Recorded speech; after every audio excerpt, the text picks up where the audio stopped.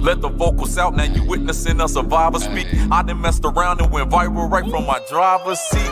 Just like what the industry was containing. I'd rather make a difference instead of hating, complaining. So let me park the whip, it don't matter, rapper or model chick, singer or comedian, perfect. Let's park in politics. Hey, let's park in politics.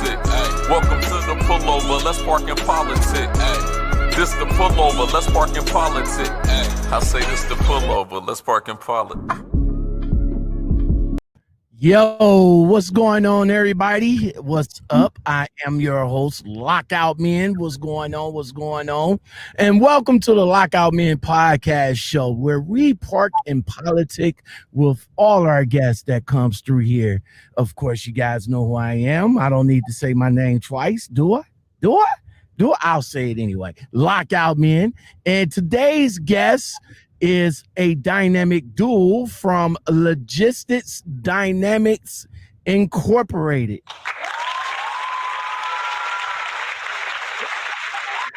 Yvonne and Dexter Little. How you guys doing? We're great. How are you tonight? I am doing all right. I had a couple of issues that kind of slowed me down this morning, but I'm here. We're actually having a show here, so it's Friday night. Yeah, pretty much so. That that's what it is. Technically, I'm supposed to be home, but I am on the way. All right, so let's start with you guys. So before it was a freight broker company. Right. So before it was a freight broker company, you, Dexter, you was in the trucking industry for a while. What you was doing before you started driving trucks?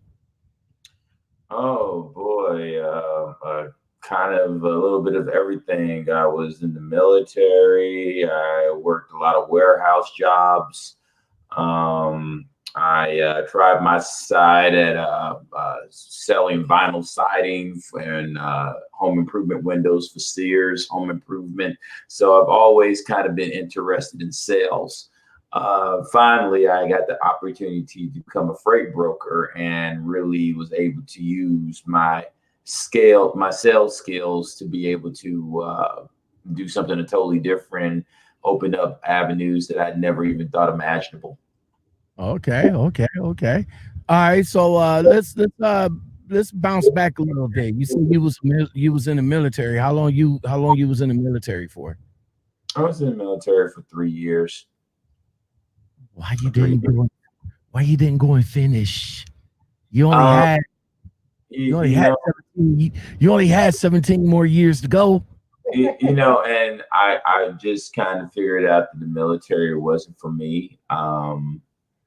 I started feeling like some of the battles or things that I was asked to do weren't really, how can I put it? I'll just put it honestly. It was hard for me to do things when I didn't actually have an actual beef with the person. Just because somebody told me to do something over here, it didn't set well in my heart because I didn't feel that it was the right thing. So as a man, you kind of felt like Muhammad Ali back in the day when he was asked to go to the military and he didn't do it and messed up the status quo. Well, yeah, I guess you could say, a man's got to be true to his heart. If something doesn't set well with your heart or your path, that after a while, like a bad relationship or a job you don't like or a profession you don't like, when something is rubbing you wrong, and sooner or later you just have to get out of it. And so I just knew after the end of my career there that just wasn't for me. I don't believe in violence, really. I don't believe in hurting people. I don't believe in going and dictating over a whole different country because somebody tells you to go and do that. And really, I've kind of felt that I was caught up in a battle between two rich families, the Bushes and the Bin Ladens. And why should I fight some other man's war when it's really not benefiting me and hurting other people and causing me problems and sleepless nights? So I just knew that it wasn't for me. So I moved on. I got out and I went my own way. Okay, that's what's up. That's what's up, man. That's what's up on that one. Okay. You know, not too many people, you know, not too many people, you know, give that type of response or, you know, reasoning, you know, the reason why they, you know, came up out of the military. I mean, you know, my brother-in-law or ex-brother, well, is he still my brother-in-law even though my sister's not married to him no more? It's your ex-brother-in-law, but that should be like that should be like my ex-brother-in-law. Still fam. Does that make him my ex too? If it's her ex, I mean, can I still call him my brother? Not if the love is there. Let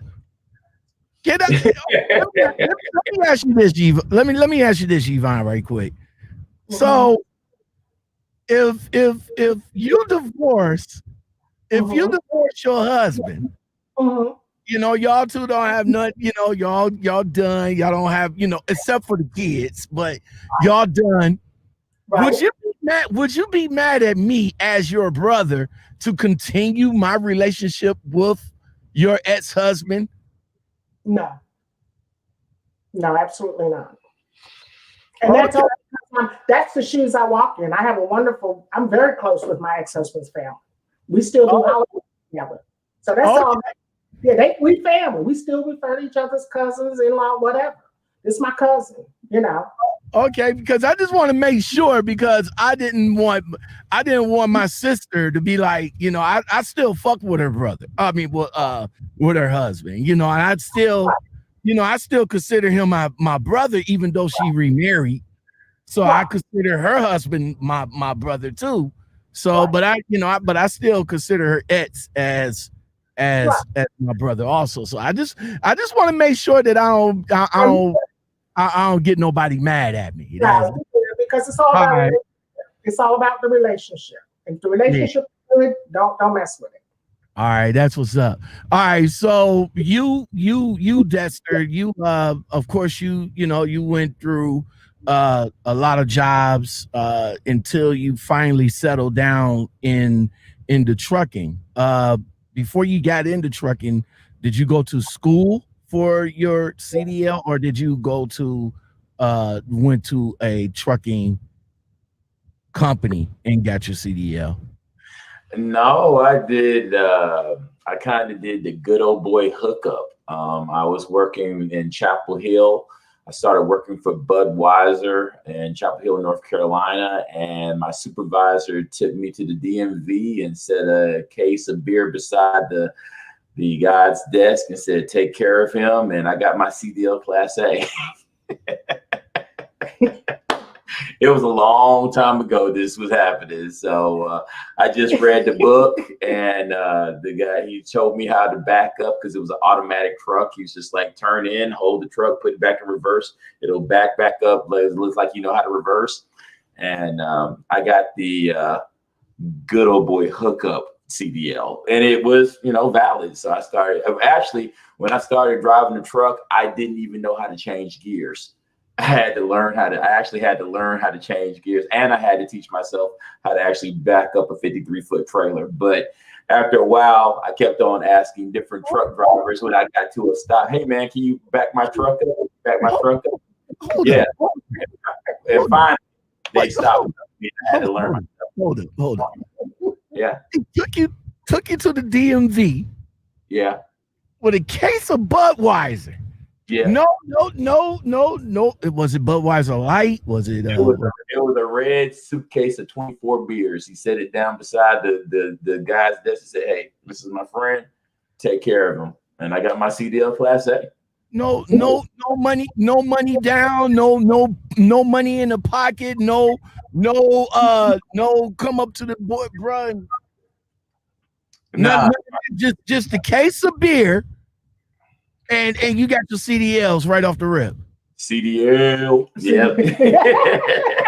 That's exactly how it happened. I taught myself how to truck drive. I mean, I actually took of course, I had to take the actual test at the DMV, and I had been studying the book. But then when the actual road part came in, that's when he set a case of beer beside the guy who was taking me out. The guy took me out, told me to do a couple little things, came back. I had passed the book part of the actually CDL, and so then he passed me on the driving part, and I left out with a Class A CDL. Didn't even know what I had because I was driving the Class B vehicle at the time, a beer truck that had it was basically like a bus, but it had the roll-up doors on the side and stuff like that. Right. They still drive those today, bruh. Yeah, no. Yeah. Okay. How long ago was this? Oh man, this had to be back in 93, 92, somewhere in there. See, it's I listen, bro. It's not what you know, it's who you fucking know. That's right. Exactly, That's right. Man. And that's why I want him to It's who you know. It's always more amazing than mine. It's always who you know. It's never what you know. It's who you know. Like my mom was working for Parker. Mm-hmm. And I went in, put in an application, didn't get through. Right. Asked my mom, so I was like, yo, I'm trying to get in where you work at, trying to get in where you fit in. And she was like, well, you got to do some work, yada, yada, yada. I was like, I'll do it. She came in, talked to whoever. I get the phone call, like, yo, LaShawn? Was like, yeah, we want you to come in and, do this, that, and the third. But then about time they got to me, I was already working somewhere that I really enjoyed. But still, it's about who you know and not what you know, bruh.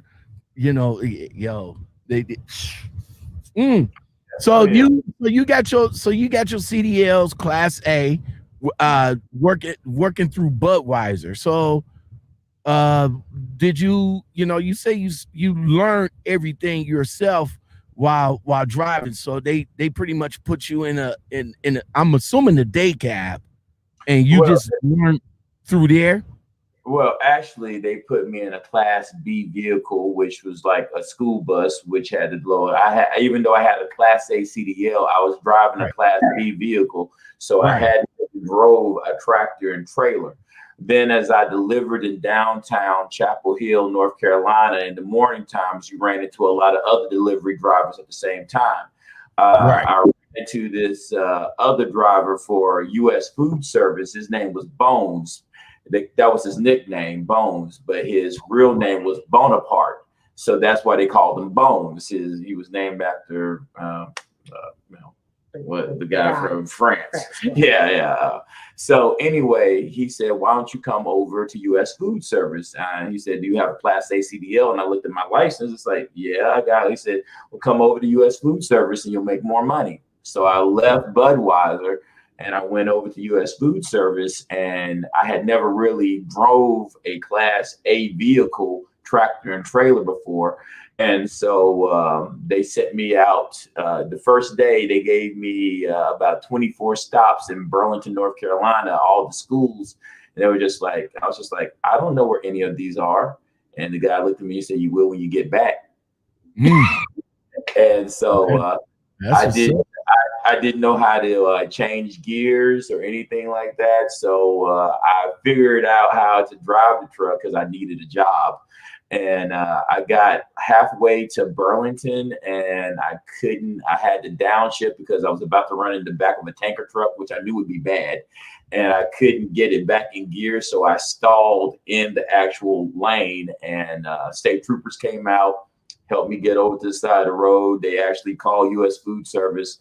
A guy came out with his car, and I got in his car, and he got in the truck, and we drove back to the warehouse. They was like, you don't know how to drive a truck, do you? I was like, not really. So they put me with a trainer for 1 month, and they said, if you can master it in 1 month, we'll actually keep you on as an employee. If you can't master it in a month, we'll let you go. So I mastered truck driving in 1 month with a white guy taught me named Larry, and he took me out every day. And that was lucky, man. I mean, if you had, you know, that was like, well, now they don't do it now. They actually they take you out for a test drive now to make sure that you do know how to drive a truck. Right. And then I was delivering one day at Monarch or something like that, and I saw a Carolina Tank Lines truck out of Burlington, North Carolina. It was, oh my God, they kept their trucks so clean, and they were so new, and they were so chromed out, and they're the LED light. I was just like, that's the trucking company I want to drive for. So I went and put in an application at Carolina Tank Lines, and then I became an over-the-road truck driver, and then I started going across the country, going further and further out. All right. So this is all within a 14-year period. I'm about to bounce over to Yvonne for a second. So Yvonne, when he was, now you mentioned in earlier conversation that you was married before you hooked up with Dexter. So within his 14-year period of driving, when did y'all two come together? Well, we're only business partners. We're business partners. We are not in a relationship, and we're not married. Okay, hold on, wait a minute. Now I'm looking. Yeah. Hold on. Yeah. Oh, no wonder I got your last name Levette. Okay, that's why. Right, my bad. It's okay. Yeah. It's okay. It's okay. I need that right there. The next time I come on your show, I will be wearing my hat. I got a Carolina Panther hat just like that. Yeah. So if I'd known, I would have been more prepared with my Panther gear. But anyway, This right here, I'm a Browns. I'm Cleveland. But this right here is for my guy. Rest in peace, Big Country. You know, this is the hat that I got for him. He passed last year, and I did a tribute. I did a tribute to him on the podcast, and I thought it would be real cool to pay tribute to him again, because he was a real big Carolina Panther fan. And we're in North Carolina. North Carolina. I fucks with North Carolina. That's what's up. Hold on. I think I got let me see. Do I got something for that? Hold on right quick. Yep, I sure do.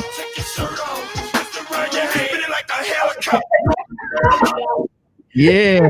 So I fucks with North Carolina. That's what's up. So I got this in memorandum of him, and yeah, so it's, but I'm a hat collector too. So I'm a hat collector. I didn't even have, well, I think I got a Panthers hat in my collection, but I didn't have the one with the whole logo in my collection. So, that's one of my I have that exact same one, but my bad. My bad. Okay, so forget that question that I even said about all of that. Okay, back. We can certainly pick up where we met. We met about 18 months ago. Yeah. Okay. Yeah. We met at a place called Breakers, and we started. No, it's not Breakers. Yeah, I think. Anyway, when we met, I told Yvonne I was already a broker. And I told her about what I was doing, and she showed interest, and she was just like, well, can you teach me how to be a freight broker? Okay, and so hold up. I'm still in your trucking lane. We still got 14 years in your trucking lane. So y'all just came together 18 months ago. I need to build 18 months ago.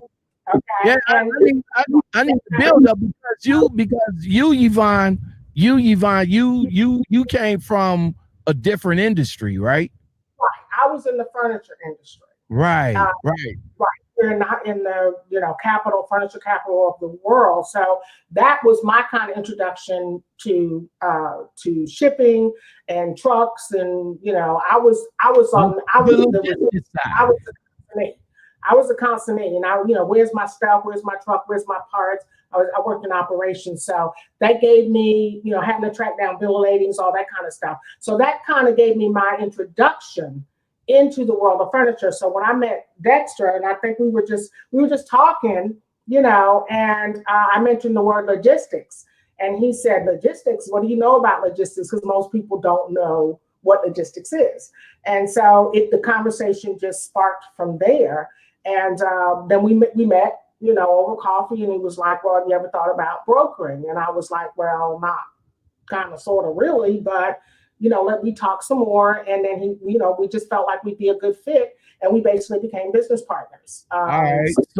So Dexter, so within 14 years that you was driving, where did you started deciding that you wanted to start brokering? Well, actually, what happened was I was actually working for a company called Del Monte Foods, and I was a truck driver there. And there was a Christmas party.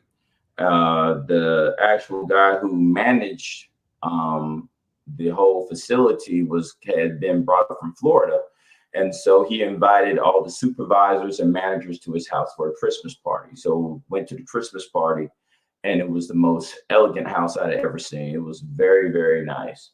And I complimented him on his house. I said, "Sir, you have a very nice house." And he says, like, "Thank you, but this isn't me. I can't afford this. My wife is a freight broker, and she sits at home all day, and she moves. She brought this." And I always remembered that he had said that. So then a couple of more years passed, and I was at a BW3 Wild Wings sitting at the bar. And a gentleman. Say that again. BW3s. People don't even remember BW3. There was a 3 in BW. I'm just saying. Continue. Right. So when I was at BW3 Wild Wings one day, a gentleman walked up to me and said, "Hey, if anybody's bothering you, I'm back here. I'll have your back." And he just walked away. And I was just like, why did this guy come and say anything to me? Who was he? Why was he, of all the people I was the only black guy at the bar, and why did he come and talk to me? So something told me to get up and go actually talk to this gentleman. So I got up and I went back and talked to him. I asked him, I said, "What's your name?" And he told me his name, and we sat down and we started talking. He asked me what I did for a living. I told him I was a truck driver. And then he offered me, he said, "How would you like to learn how to become a freight broker?" And when he said that word, freight broker, I remembered years past when I was back in that house. And the gentleman had told me his wife was a freight broker.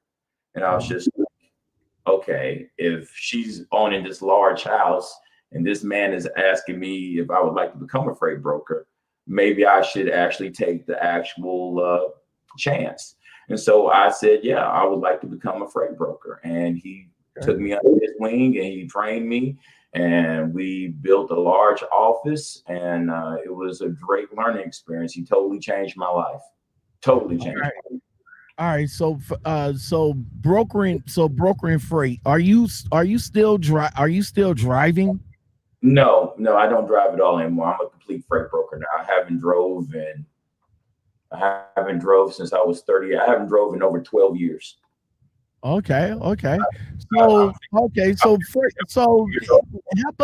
us out what freight brokering is all about, because last year I came, I tipped in a little bit when they had that issues when they went out to DC to complain about about the brokers that was taking money, that wasn't doing this. So as you guys are full-time into it, tell us what's the behind the scenes. Like, you guys pick the loads, y'all book the loads, y'all what is it in a day of life of a freight broker?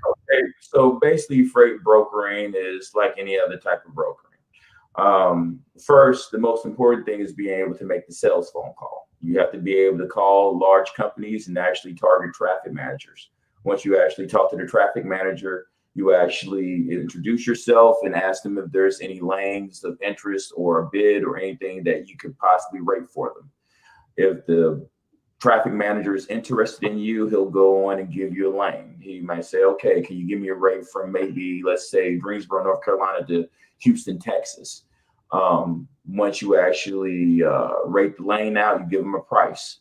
Once you give him a price, he says, hey, I like that price. I'd like to use your services. Then you set him up as a customer with your company, and then he gives you a date or sends you a load tender for the day that the load is going to be moving. You then go on and post that load out over a system called the DAT, which lets dispatchers of different trucking companies have vision of the actual load that you're trying to move. Then the trucking companies and dispatchers call in and ask, hey, you just posted a load out from Greensboro, North Carolina to Houston, Texas. Tell me something about it. Well, you look at how much money that you have on the load, and of course, you cannot give all your money away or you're not making any profit. So you try to book the load at a lower rate with the actual carrier to actually make a profit yourself. So that's basically how it works. And you just keep on repeating that over and over again. And if you keep your customer happy, you track and trace the load, you talk to the dispatcher and update your customer about the location until it's actually delivered. Once it's delivered, the trucking company sends in the confirmation that you sent them for the load, and also the POD or BOL, which is the proof of delivery of the load, to LDI. LDI then pays out the actual carrier for their services and also pays out the broker. Okay. You brought up a very good point that I wanted to go back to as far as what was going on in DC with the truckers. They kind of felt like in that process that Dexter just shared with you, that they should know what, say, my customer and I agree on whatever. Right. They want transparency from you. Well, they call that transparency, but if you're my customer, would you agree to pay me for my services? We as brokers really don't feel like that's really, was feeling like that's not really the truckers. Why? That's not your issue. Your issue is that if you want to book a load, you tell me what you need with the load. We're going to agree on that price that you want the load for. What me and my client agree on, that really has nothing to do with you. You either decide you want the load or you don't. And I do that every day on behalf of my customers. I negotiate the rate, and if we can agree on the rate, we book the load. If you're a driver and you're asking way more than my client wants to pay, then I'm going to move on to another driver, because my interest is still in the interest of my customer. I don't want my customer being ripped off. Not saying that's what they're doing, but rates they fluctuate. You know that. Anybody in the industry know that. They go up, they go down depending on the season. We just came out of Christmas. Rates were through the ceiling. Now they're going to come right. Now they're going to go right back down because of the demand for everything is on. Exactly. But I still have to keep kind of a lid on it, even though we're in the height of the Christmas season, holiday season. There are still some truckers. I had to say no, we're not going to pay that. Now, Yvonne, I like to play devil's advocate a little bit, because a lot of these truckers out here feels that they feel that, like, that you guys, the brokers, are intentionally looking for I would say inexperienced truckers to that don't know how to negotiate what a good rate is, and you guys are able to get over on them. What do you say about that? Okay. No, I don't. In fact, I prefer a more experienced truck driver or dispatcher, because when I begin to negotiate, you and I are better on the same plane. We can talk about it, because he and I both know what that lane will move for. So if he comes with something to me, it's something really bizarre, I'm gonna be like, man, come on, here's what I'm gonna pay. Here's what I got. Now, are there times I go back to my customer and ask for an increase in the rate? Sure. If I feel that what the driver's doing, the miles, the weight of the load and all that is fair to that driver, I certainly will do it. I will go the extra mile for the driver, but not just because it's Christmas time and I'm trying to, make bank so I can sit home for 2 or 3 weeks. That's just not for me. I can't speak for anybody else. I'm always going to be fair to that driver. I know he works hard. He's away from his family, but I can't go back and look crazy to my customer asking for a rate that they're going to say she doesn't know what she's doing. So you kind of have to be a chameleon and a mediator between that service that the driver's going to provide and the customer, because I need a driver who's experienced, who's going to do what he says he's going to do. He's going to show up on time and deliver my stuff on time and in good condition. Now, and a lot of inexperienced people, they don't do that. Okay, that was up. Welcome everybody to the Lockoutmen Podcast Show. Thank you guys for being here. When you guys come up in the building, just make sure y'all hit that like button. If you like what I do over here, let other people know about it. Today's guest is LD. Well, I want to make sure LDI. That is, go ahead, tell the guys what you are again. Logistics Dynamics Incorporated out of Amherst, New York. That's what we work for. That's what's up. That's what's up. I want to say what's up to everybody that's in the chat right now. Tasha Westside, how you feel? Hustle and motivate. What's going on, bro? Let me see. Father D is in the house. TBE Trucking. James Park Avenue. What's going on? Kurt Nice. What's going on, my G? Congratulations on you getting your CDLs, my G. Father D has a question for you, Dexter. He wants to know, what does his house look like now that you're a freight broker? Oh, well, I'm very comfortable. I have a very comfortable living. I cannot say that I don't. But I'm not one that's braggadocious about anything. Exactly. I'm a simple man, and I used to be a truck driver, so I've always liked to broker from the point that I like to make sure that my truck drivers are taken care of and paid well. And I also like to make sure that my customers get a fair rate of service. Being that you were a truck driver, mm-hmm. you can see where some of the truck drivers are coming from as far as their issues with the brokers. Well, I can see that, but at the same time, there's been times that I've made very good profit on a load, and there's been times that I've lost money on the load just to make sure that I kept my customer happy. Sorry. The drivers and dispatchers don't always know what the actual broker is going through. They always think that being a broker is almost like having a casino.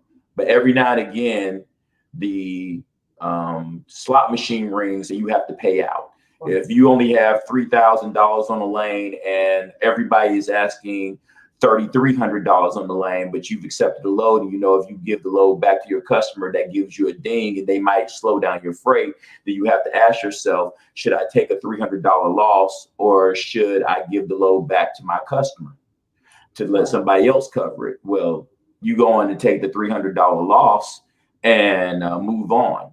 And you might have, there's been weeks that I've had over, 1 week I know I had $5,000 in losses, because it was just one of those topsy-turvy weeks where the carriers, the dispatchers were asking a lot more money than I had on the loads, but I knew that the market would turn back over. So for this period, I went on and took the losses. I took the hits. And then you can almost sometimes get in chargeback situations where you really don't want to get on the chargeback situation. But I won't even talk about that. All right, that's a whole nother problem. But what about these owner operators and company dispatchers that do come and try to you guys already got it for one amount, and y'all need to, of course, y'all need to make some money. So y'all need to make some money.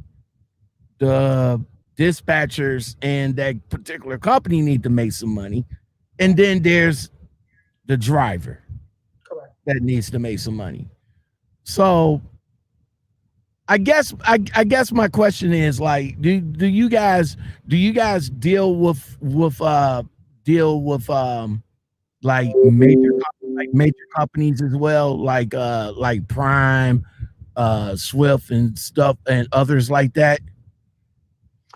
Actually, we don't really. We really don't deal with a lot of large trucking companies like Landstar, or we deal mostly with owner operators and smaller trucking companies that might have 5 to 10 trucks in their fleet.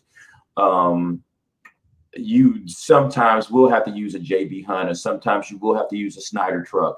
Sometimes if it's hazmat, you have a hazmat load, and the only truck around is a Landstar truck, because they do a lot of hazmat. But most for a part, we deal with smaller trucking companies, owner operators, trucking outfits that might have 20 to 10 trucks in their stable. But basically, it doesn't make a difference who you have to deal with. We are going to try to pay the carrier the right amount of money for actual service, and it's a lot of give and take. I mean, it's a lot of. I mean, sometimes you win and sometimes you lose, but at the same time, we'll go on and hopefully get more loads. You had the biggest thing for a broker is keeping your customer happy. Because the thing is that brokering is very, very competitive. Yes. You might see a list of brokers that your customer's using, and you're just one within 300. So when you actually get a load, you're just like, man, I'm lucky I got a load, because I'm up against another 300 different brokers on this one lane. So I had the best rate. So how hard is it? Oh, I'm sorry. Go ahead, Yvonne. It's also building relationships with my carriers. And that takes time. I mean, there are times when I still go out on that and find a truck, but then I have some lanes I don't have to put it out on that, because I have built a relationship with the carrier, and I know what they're looking for before I hit them up. I'll know what they're looking for. Now, depending on the season, they might want to come back and add a little money on there. But I know, I get that. I understand it's the season. But when, no matter where if we're coming out of a season, this is what I know the lane works for. So it's really educating yourself, which that is what Dexter has taught me. I don't know how people do this without a mentor and a trainer, because that was a skill set that he taught me. I mean, I used to spend most of my days texting him and going, hey, what do I do about this? No, this lane, blah, blah, blah. Should I charge this? Should I charge that? Blah, blah, blah, blah, blah. And it took me, and so after a while, now he doesn't have to do that. Am I making sense? Now he's taught me enough that I jump on that horse, man, I take off, and my day is like, hey, he's like, you did all this today. I was like, look, I'm good. But that's because I had to learn from an expert, from someone who knows and has done this for years and years. That's not to say I don't call them up and still ask them a question. I think I had one instance where I did a hazmat load going across the border to Canada, and I got an email saying my whole team was held up at the border. I was like, what? So that was when, Jay, what? Look, we don't transport drugs. What's the problem? What's up here? I was like, I'm not trying to go to jail. What they doing? But I hit him up, and so it was an issue, and we finally got the paperwork, whatever they needed, got it faxed over to him, and I got an email almost right away saying, hey, your team has been set through. So those are the issues and things that you come up against, and you learn with a trainer and a mentor, somebody who knows the ropes in this business. Because let me tell you, there are times I would have had my lunch eaten if I hadn't asked for his advice on how to handle a particular situation or a truck. Or we had one hazmat load that I think we ended up calling that load the load from hell. That was real. I mean, it just, if anything could go wrong with a load, it went wrong, and that happens. And so Now you have to decide, do I go back to my customer because I'm going to need more money? I think, to make a long story short, a load that was running around $2,500 ended up costing my customer about it was over $8,000. I think it was 11,000. 11,000. The customer ended up paying $11,000 because of some miscommunication between me, and so I didn't have the proper information. So I didn't have the proper information to give the drivers, and as it turned out, it was the customer's fault. But the drivers, thank God, worked with us, and we had to get it unloaded and stored. We're talking hazmat here, so you can't store that for $50 a day. And but anyway, it did eventually get unloaded, and I think they were the happiest that they could be that day when they hit me up and said, "This truck is unloaded," And so, yeah. So being that you guys are brokers, how hard is it to get a driver to get on board with what you guys is offering?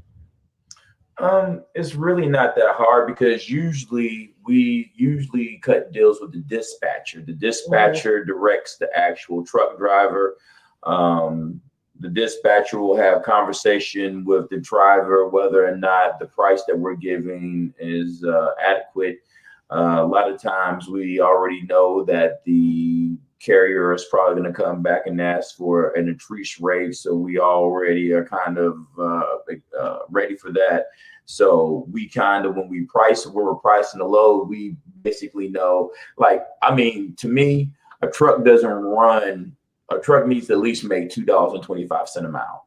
So when I'm actually doing my rates and my pricing to my customers, I make sure that I have enough money on it. Now, a lot of the times, some people feel that I overprice things, but when it actually comes down to the actual getting the truck and getting the load covered, we can always get it covered because we have enough money on it that the carrier feels, hey, yeah, that's a good rate. I can take it for that.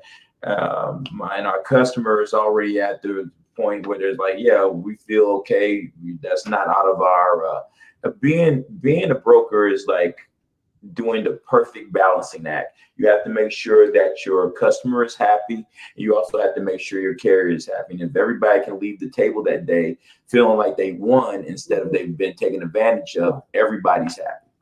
Now, I'm a company driver, but we deal with a lot of brokers over here as well. Right. Fleet managers on the computer, on the phone, making calls, trying to get loads and all that other good stuff. When he gets a load, for some odd reason, I am bombarded with the calls.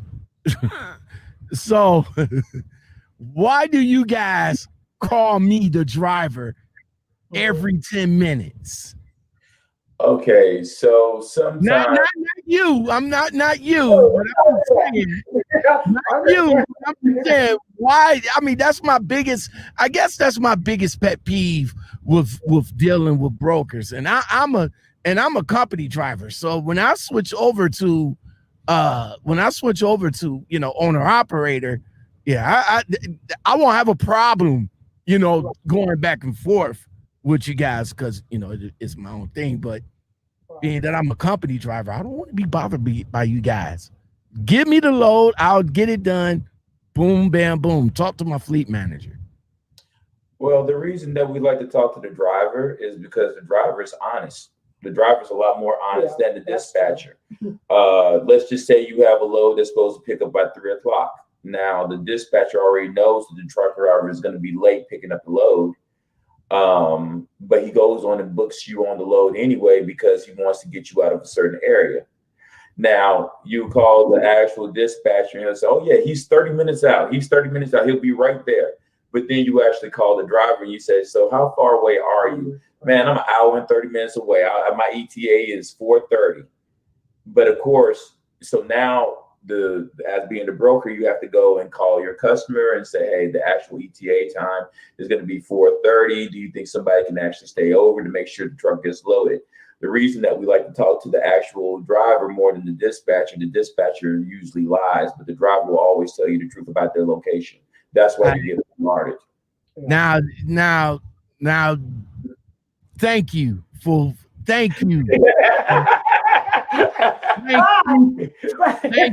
Thank fucking you, man. Because it's like when we get to the shipper, and we say, if we tell the shipper, hey, you know, I just got the load, right? I just got the load, and I was told to be here in about 1 o'clock. I get there at 12:30. But to come to find out that somebody was supposed to be there at 10 o'clock. Now I'm a work in. Right. You know, that irritates the mess out of me. And so far, you know, that's what I've been going through. Well, on a personal level, that's what I've been going through like all last year, because I was hemmed up so many freaking times. It's crazy. And everybody try to put the blame on everybody else. Yo, bro, man, they said that I was supposed to be here at 10 o'clock.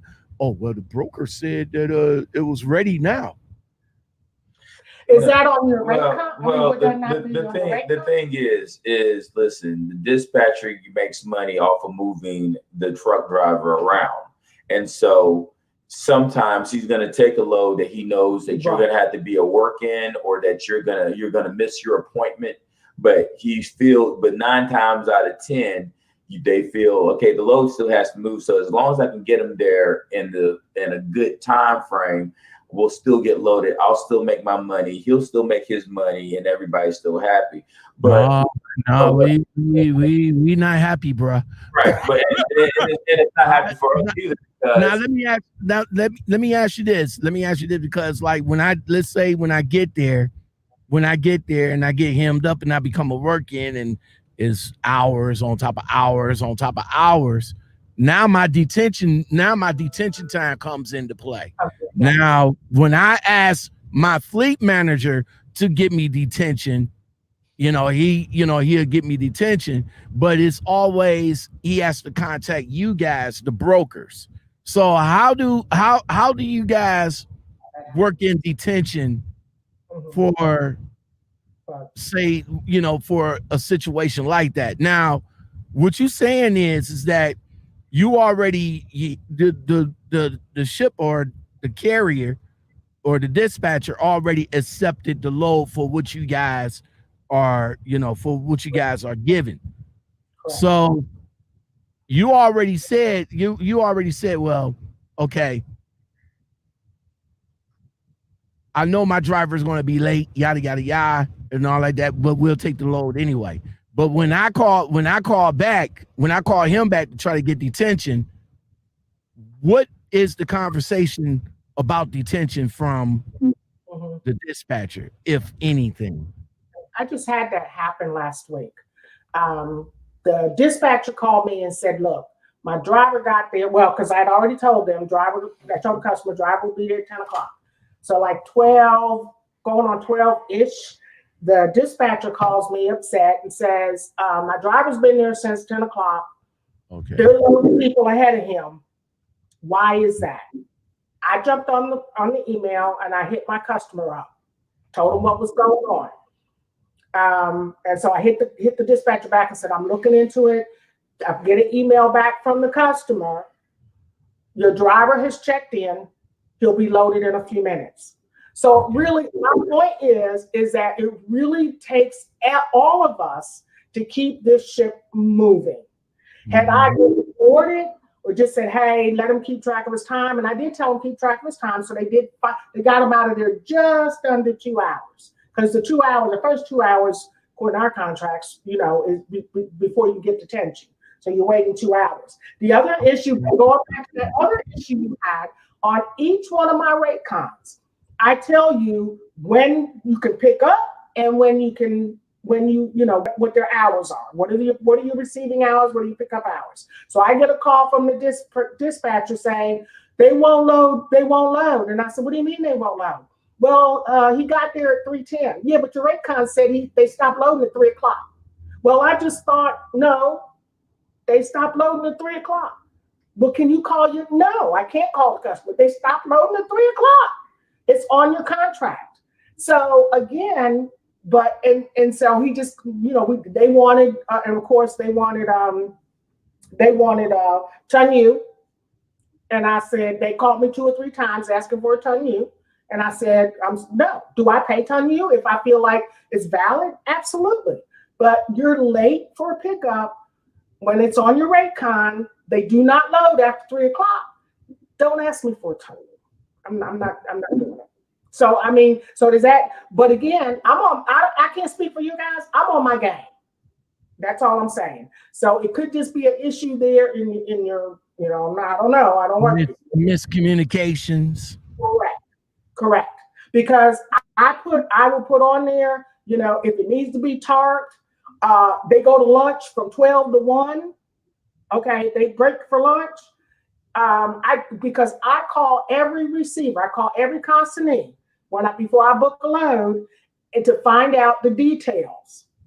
Okay, don't turn around in the yard. Don't jump or don't stand on top of, don't get on top of the tarp. Whatever it is, I make sure it's on that rate con, because if I take care of everything up front, we're not gonna have back end issues.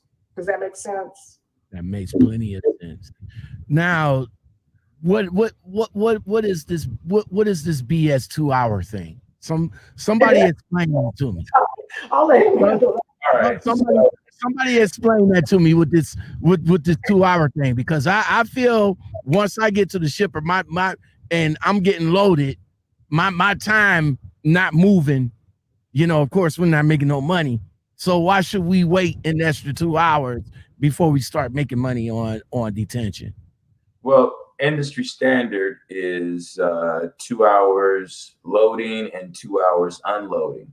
After 2 hours of unloading or 2 hours of loading, if you have not been unloaded or loaded, then usually detention time comes into actual play, because now you are actually burning away your actual money. With a truck driver being able to drive, I think it is 11 hours a day, and then and then you actually have 2 hours unloading and loading. Once that's over that 2 hour mark on either the load or unload side, you're started to burn into your actual drive time, which we all know that you have to take a 10-hour break every day. So then detention is actually costing you money. Detention is a very tricky area. It's one of those things that if it is definitely something that should be paid out, I make sure that it actually is paid out. But if it's something that has been occurred because in other words, if you miss your appointment to load, but yet you still want detention, even though you were late, right, I'm not going to pay you detention, because if I told you to be there at 2, they were going to load you at 2. If you got there at 2:30, now you have to be a work-in. If they work you in 3 hours and you get loaded in 3 hours, but now you're coming and asking me for 1 hour detention, why should I pay you 1 hour detention when you were actually late for your appointment? And if you would have been on time, we wouldn't even be having this. We wouldn't be even having the detention conversation. But then that goes back to your dispatcher. Maybe he gave you the truth. Maybe he didn't give you the truth.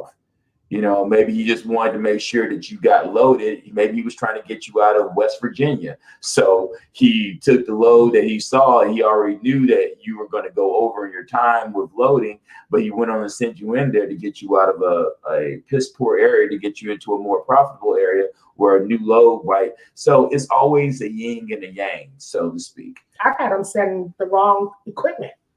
I mean, yeah. I'm clear. It's a flatbed. I need a flatbed. And so we on the phone, will they take a Conestoga? No, they will not load you on a Conestoga. It must be a flatbed. Okay. And then I get an email from my customer. Your driver showed up with a Conestoga. Excuse me? What? Well, I just thought you can't. I'm like, dispatch. Mr. Dispatcher? What are you thinking? And I think a lot of times the dispatchers don't pass on the things that they've done to the driver. So the driver gets pissed at the broker instead of getting pissed at the dispatcher, who's really put both the broker and the driver in a bad situation. Correct. But he wants to look in the best particular light. You know, so again, everybody putting the blame on everybody. Right. Right. Nobody wants to take the bullseye. But sooner or later, somebody does have to be responsible for it, and we have to keep our customers happy. And what dispatchers and drivers don't understand, when you miss a load for us, when you fall off of a load, when you're late on a load, where you're going to get loaded or go on to another load and you'll be fine. But that dark mark that you left on us with our customer remains. They remember that you didn't pick up the load on the 13th. They remember that you were late for 2 hours to pick up the load on the 15th. And basically, y'all, the dispatchers and drivers are, well, you're cheating us on money. You're making all this money off of us and paying us nothing. But at the same time, you're killing our amount of loads, because if we get bad marks from our actual customers because you're late, or you didn't load properly, or the load was damaged when it got to the actual delivery, they're just like, well, maybe we shouldn't use them as much because they're late picking up our loads. They give us incorrect information because we get incorrect information from the dispatcher. And so you go on and get another load and go on, but we're still dealing with the dark marks of bad service that you gave us. That affects our actual scorecards and our actual load profitability and what loads we're actually getting. That's what I was going to say. Most dispatchers and drivers don't realize we have a scorecard. If the customer client is big enough, and we have some big enough clients, we get a scorecard every month. We send a scorecard that delineates what we dropped off, what we didn't take, what was on-time delivery, and we have a report. I have to record every delivery that we do for these clients. I have to call that dispatcher and get that in and out time, turn in a report, and confirm that load was delivered on time and in good condition. But like he's saying, the dispatcher and the driver, they're just gone off looking for another load. And many times, the client never even knows that I'm putting out a fire. I get a call or an email at 9 o'clock, 10 o'clock in the morning saying, my driver's not going to be able to do the pickup today. So we're falling off the load. What? Okay. And it may be a really difficult lane.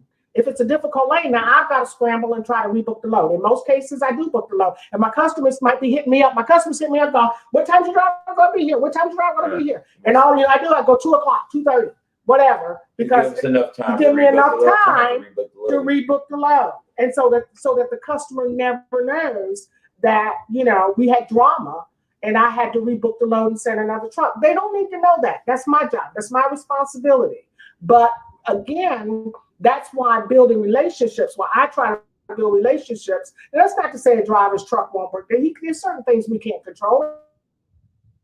When life happens, he gets sick or whatever. But don't just decide that you found a better paying load than my load and just leave me hanging. And that happens all the time. So I spoke to a lot of drivers, and I seen, on Facebook groups, videos and stuff like that they would get a load, the driver would, or the owner operator or the driver would book the load, and then they'll take it, and then they'll, maybe about an hour 45 minutes later, they call you guys back and say, hey, and just give you whatever reason that they can't do. My truck broke down. Right, and we know it's a lie. They'll never come back and tell you the real truth and just say, hey, bro, I just saw something at a better price. Right, exactly. But then they just try the drivers and dispatchers just try to get a law passed where we would actually tell them exactly how much profit we would make on each load. So it's one of those things. Okay, so there's truth in our business and there's also deceit in our business. And that's just unfortunately, brokering and truck driving has a lot to do with human nature. So some people are. Give me a hot second. I'll be right back. Okay. All right.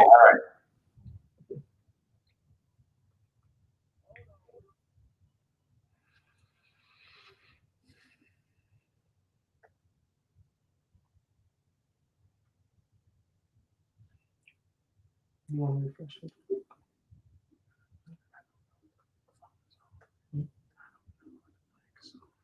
No, we're not.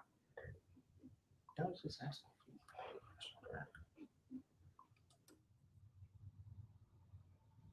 All right, I'm back. Y'all might hear you might hear the truck revving in the background. I had to give it a park regen very quick.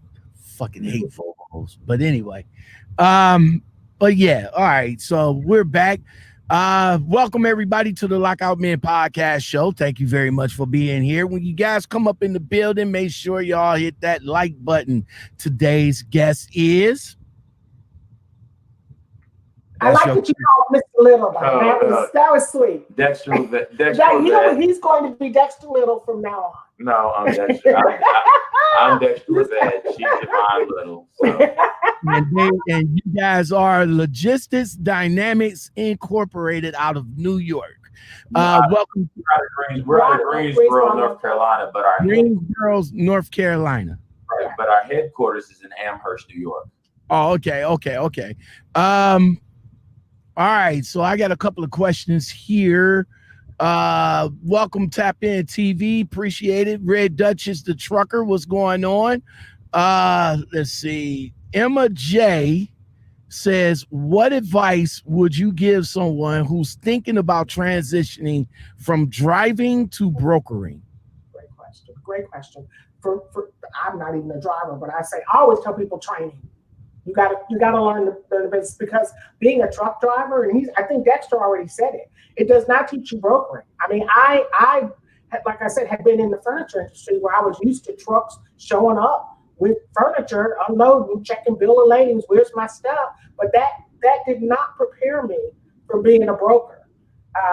It's just I tell people it's like, you might be a nurse, but you're not qualified to be a doctor. You're in the medical field. But they're two different career paths. So that would just be my thing. Just find some good training. And of course, he is the best. I got rag on him a little bit, but definitely check. Give us a holler, and we'll give you some information. Now, Dexter, you have by the looks of it right here, look like you have trained many successful brokers that made the transition in 2014, 2015, 2016, 2018. Your company LDI had various awards. Let's touch on a few of them. 2014, you made the $1 million club. 2015, you made the $2.5 million club. And in 2016 and 18 and 2015, you became the fastest growing company. Touch a little bit about that. Well, I have a base way of training, and I like to always think that I give people the meats and potatoes of brokering, the actual things they actually need to be successful. I try to make it as simple as possible and give them a direct line into what you need to know to be a successful broker. And then afterwards, I like to mentor them, so if they actually need to come back and ask me questions and things of that nature, that I'm there for them, because there's a lot. I mean, I've seen these other online classes where you take a video, or you take you watch a video or log in and watch things, but nobody's going to tell you how to handle a hydrofluoric acid leak at 70% of a tanker. That's not in the video. The only way you're going to know how to do or what happens if the driver pulls then into the stop, the delivery, and the tracks into as he pulls into the actual destination. How do you find a train to actually lift the truck in the middle so it can actually be unloaded? There's certain things that in this job that you actually need mentoring in. And so as far as making the awards and the money, I've never been really worried about the awards and the money. I've just been worried about training somebody properly and giving my customers good customer service. If you give your customers good customer service, and they can see that you're always on time, that you're always there, you always answer the phone, they send you an email, you're always right there. Well, there you will pull them away from your other competitors. And they once the traffic manager starts seeing that you're dependable and they actually like the service that you give, they will open the floodgates to you. When they open the floodgates to you, you will start making money that is very, very profitable. But it all comes with customer service. Basically, a broker is nothing but a concierge service for an actual large corporation. Just like if you're in a nice hotel and you call down at 3 o'clock in the morning, I'd like a ham sandwich. Well, you're expecting that ham sandwich, even if it costs you $25, to be up at your room by 3:15. We make sure that the ham sandwich is at the room by 3:15, and that's why I teach my students. I teach them the importance of being there for your customer, giving decent, fair rates. If it's a rate that, I had a gentleman the other day, we gave him a rate for $6,200 on a load. He found the load for $5,600. I told my new agent, tell him to take the load, tell him to take the rate that we cannot find anybody for that price, and that's a good price. So go on and take it for 56, and we'll try to get the next one. The customer appreciated our honesty so much. They just like, you know what? I'm definitely going to deal with you in the future. It was a last minute load. It was a hot shot load. It had to be picked up in the next 30 minutes. We found the carrier, but then he had talked to somebody else who had a lower rate. Go with that lower rate, not trying to be fair and honest and give good service. That is the hallmark and the cornerstone of being an actual successful freight broker. If you can't do that, if you cannot be available for your customer, basically freight brokering is a 24-hour job. You might get a call at 3 o'clock in the morning about a load going bad, or you might get a call at 3 o'clock in the morning about someone wanting to book a load. There's a lot of sleepless nights. But when you actually look at what can actually be gained and actually be built from it, you have to go on and brokering is like being in the gym. You'll get out of it what you put in it. But most people are too lazy to put everything into something to get what they want out of it. Most people out here get into brokering because they heard that it's quick money, it's fast money, it's good money. But no, it's not. It's not fast money, because you have to build up your customer base. And you're up against 5,000 to 10,000 other people making sales phone calls, trying to get to the traffic manager just like you. But there's got to be something special about you and what you say to the traffic manager, something that you express to him that he understands that you're very serious about giving him the actual kind of service that he's interested in. He hears that ting, and he'll go in and give you the business other than the other 500 people that are calling him. And that's what I try to teach my students, and that's why my students are successful. And I didn't make myself successful, my students made me successful. Are you still training? Are you still teaching? Yes, I am. I currently am teaching. We actually have one January 12th is the next training session. Where would people that's interested in freight brokering, how would they get in contact with you, and where would they be able to find you at? They can email me at my first initial Y, Little, Little, at ship, as in cruise ship, LDI.com. Y Little at ship, LDI.com. Let me see if I got that. I think you ain't that what you was thinking? Ain't that the same email? That's the same email, yes, sir. All right, hold on very quick. There we go. Okay, here we go. Hold on. Copy. All right, here's her email. There it is, right there in the chat. I'll put it in the chat. There we go. And that's how they get in contact with you. How many people? Well, how often you do this? Like once a month, twice a month? Usually, we take a class a month. I teach people. Usually, the training that I have takes at least the basics of it takes 1 month of training, and then after 1 month, you're usually launched, and I mentor you after that. Okay. This isn't free, right? No. But no. but my man said no. Hey, now let me ask you this question. Dexter. This information that you got, bruh. This from years of learning this yourself, man.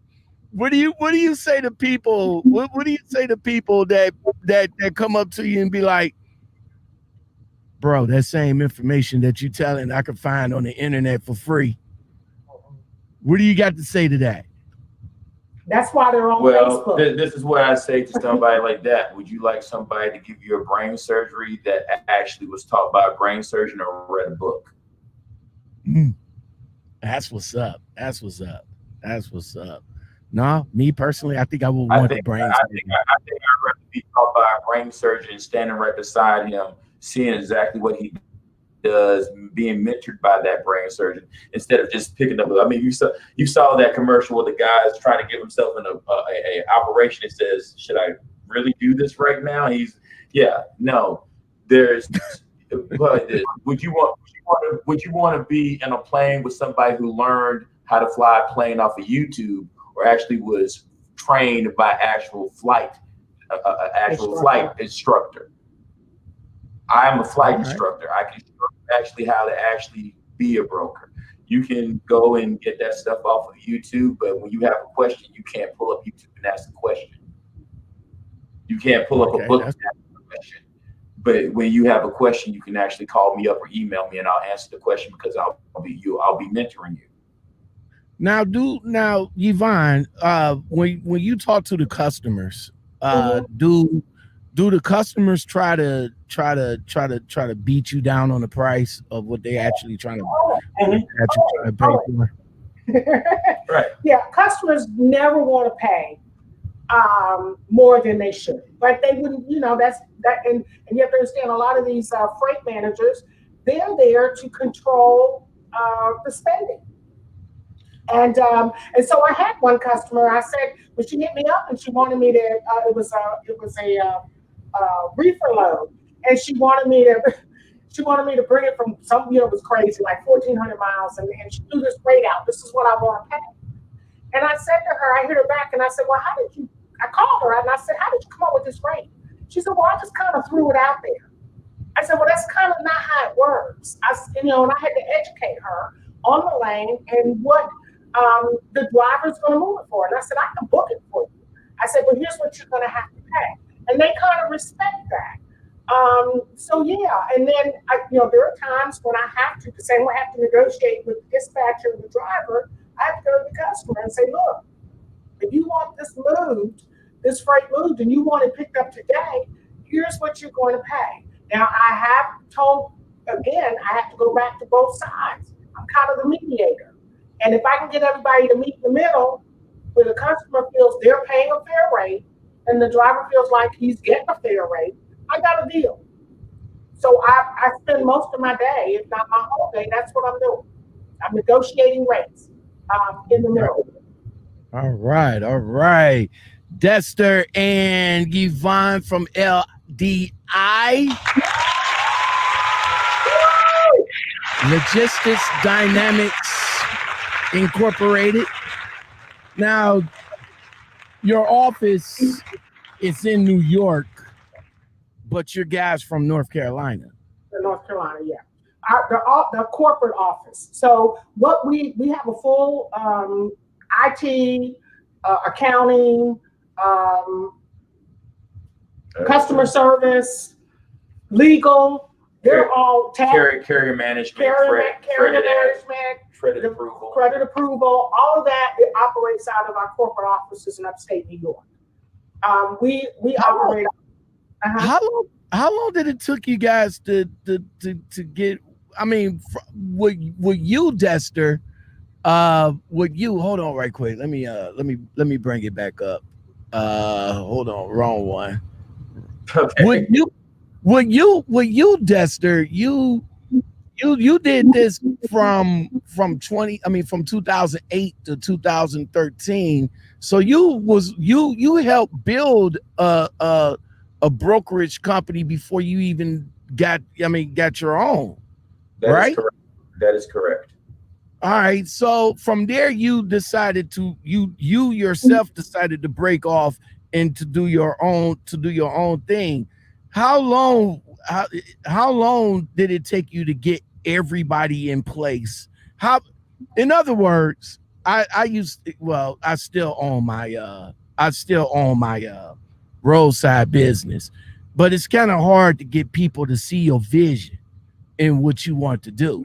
You know, you always got that one person that looks at you like that constantly looks at your pockets and not looking at the bigger picture or what's going on behind the scenes. Right. So how long you as a Black entrepreneur and as a Black power couple, even though you're not married, but as a Black power couple, how hard was it to get everything into place? Well, the thing is that by the time Yvonne and me met, I already had basically the blueprint of how my company was already established. She just came in and showed me the power of social media. I was doing things my same old general way, and she kind of added the part of the social media that even brought us to here. I was old school. It wasn't easy. Right. I'm old school too, bro. I know. I need somebody to do like my social media stuff because like I said, it's everybody over here trying to tell me to get into this Clubhouse thing. Like, what the hell is Clubhouse? I haven't been in yet, but I'm in. I'll send you an invitation. I don't have an iPhone. I know it's like it's on an iPhone, but it's already hard enough for me to just do YouTube, my show, and Instagram. Anything out of that damn realm, that's it. But go ahead and continue, Dexter. Right. Well, like I said, I had already trained agents with my training. I'd already put together a training seminar years ago because I've been training agents for many, many years and training people for a long time. I already had basically the blueprint. She came in and added the advent of, hey, let's get out here and actually build your company because there's people out here that actually want to know how to actually freight broker. She told me basically that she had looked at some of the other websites and she saw what was being offered. She's like, nobody can offer what you can offer. She's like, they're charging $2,000, $3,000, $4,000 for just one seminar where you pay all this money, you take the seminar, and after that, and then also telling people, okay, well, this is how you start your brokerage. You go get your bonds, you go get your MC number, you actually start up here. But they didn't tell you how to go find customers. They didn't tell you how to act. They didn't tell you anything about FMCA's regulations, regulations for actual truck drivers. They didn't tell you what a UN number meant for actual hazmat. That is a universal number that is known worldwide for actual hazmat numbers. So everybody knows the danger of an actual chemical. She said, these are the things that that aren't being taught and that you can actually teach these people out here. And so she said, and for a lesser price and give them better service. And that's what we've been. So I listened to her, and reluctantly, because it was like pulling teeth. I don't have a Facebook account. I don't believe in social media. When it first was started, I've never been a fan of social media. I think some of the problems that we're having in our country today is because of social media. Because of social media. And I just didn't want to partake. But she was just like, no, you don't understand. We can use it in a positive way to reach people that actually would like to really learn the correct way. And so it was really birthed out of the need, because I was on social media, and once he and I hooked up and we became partners, I was on all of the freight broker pages, and I would go in and answer questions for people, and the next thing I knew, I was being hit up at 2 and 3 and 4 and 5 o'clock in the morning with people asking me questions. Can you help me with this? And then some questions I was texting him. They thought I was a genius because I would text him and say, "Hey, I got this. They got so-and-so's got this question," and he would give me the answer. And then I'd go back on Facebook and give him the answer. Well, after a couple months of that, I was like, "Dude, really? Come on! I need you to like meet me halfway. We can do this." And so reluctantly, as he said, he was reluctantly,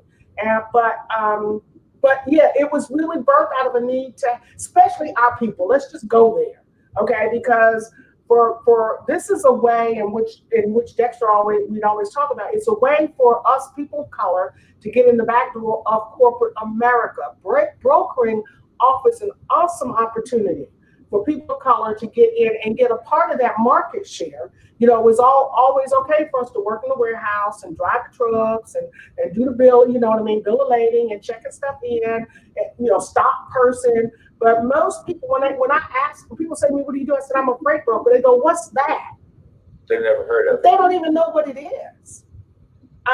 And so it was really just an opening the eyes that they may come in and decide, well, this part really isn't for me. Maybe I'll go be a dispatcher. But at least you've learned something and understand that there's a whole world out there that makes the world go round, and it is called logistics. And also, I'd like to add that a lot of people, once again, jump into dispatch or buying a trucking company or trying to become a broker. They have no real idea what it actually takes.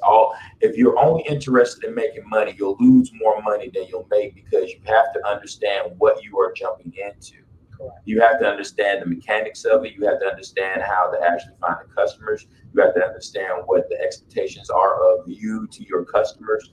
And just saying, I'm going to do something to make a lot of money, like Forex. I've heard a lot of African Americans that are jumping in, let's do Forex. But have you really taken a broker course? Do you really understand trends? Do you understand downfalls? Do you understand playing it long?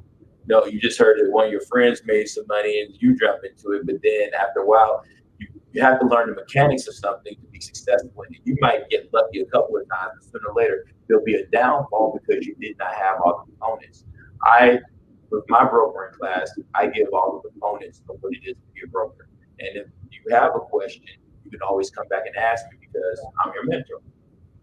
And till this day, if something happens, I don't understand, I don't know. I mean, if this business is ever evolving, and I will text him and say, "Hey, what do I do about this? What do I do about that?" And he tells me. It's not like I've taken the training and won't be a broker. I email, we email each other sometimes 2, 3, 4 o'clock in the morning. We're emailing back and forth because, as we said, you have to be available for your customer. Not every customer, but things like produce. Produce doesn't stop, that runs 24/7. But then I have corporate accounts, Friday they go home. I don't have to worry, the trucks may be on the road, but I don't really have to worry about that again until Monday morning. But produce, it moves 24/7. All right. Dexter and Yvonne, again, thank you for coming on to the show. I learned a lot. Dexter, man, much respect to you, brother, man. Much love and much respect to you, man. You guys came out here and showed some honesty and show some honesty, and especially what you guys doing, because there's not that many honest freight brokers out here, though. For real. There's some real cutthroat guys out here. So there are, but the thing is, if you treat your truck driver right, your truck driver will come back around, and that truck driver might pull that load that you really need to be moved because he remembered that you were good to him 6 months ago or 4 months ago. I've become friends with dispatchers and truck owners where they've invited me to, "Hey man, why don't you come to New Jersey and spend a week with me," and stuff like that. Everything is on me because I treated them decently. The problem with this world is we've forgotten how to treat each other decent, and you still can. It doesn't take much. Greed is not always the end means. The most important thing is remember that we're all connected. We all need to have a mouth to feed, but you can always be good to somebody instead of being mean to someone. That's what's up. That's what's up. All right, guys. Well, I want you guys to stay on right quick before so I can go ahead and end the show. So hold on right quick and I'll be right back with you guys. All right, that's going to do it for the Lockoutmen podcast show for what today is, for Friday. That's what's up. Happy New Year, everybody. I hope your New Year is still the bomb. You know what I'm saying? If you guys like content like this, don't forget to like, subscribe, comment, share, hit that bell and it all. And I just want you to just hit the like. Forget everything else. Just hit the like button. Mess with your boy. You know what I'm saying? Come back again on Monday, where I will have another special guest. If you guys follow me on Instagram at Lockoutmen, you can see the behind the scenes you could check out the behind the scenes where I convert the truck into my personal studio to do this show.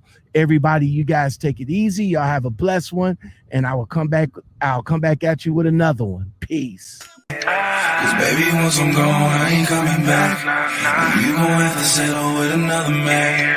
But when you realize, don't be running back. Ain't no sunshine when I'm gone.